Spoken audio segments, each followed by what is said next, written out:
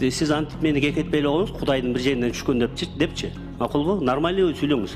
Урматбек мырза, эмне болду? Урушкуңуз келип атабыз. Урушкум келген жок, эмнеге? Мындай жоопторуңуз мындай жок деп кесе айтып атасыңар да. Кесе айтпаганда кандай айтайын анан?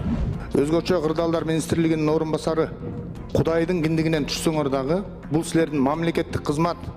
Бул жерде элдин жашоосун айтып атабыз. Мен өзүмдүн огородумду же болбосо сарайымды сурап аткан жокмун. Siz antip meni кекетпей коюңуз, Кудайдын бир жеринен түшкөн депчи. Макулбу? Нормальный сүйлөңүз. Сиз президенттин өкүлү. Эмне болуп атасыз? Анчалык алынбагыла. Siz карап туруңуз. Сиз кызыксыз го, эмне бул жерге айтышкан Сизге эмне суроо бергенге болбойбу? Жок, суроо бергенге болбойбу? Жооп берип атасыз. Биз дагы ошол жоопту жакшыраак алалы деп атабыз. Элдин суроосун жакшыраак жооп берип койгула.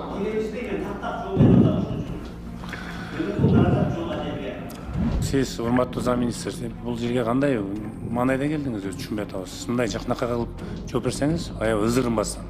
Ызырынбай эле жооп берип атам. Жакынакай жооп бербейсизби? Жакынакай эле жооп берип Айтышып атам. атасыз да кайра депутат менен.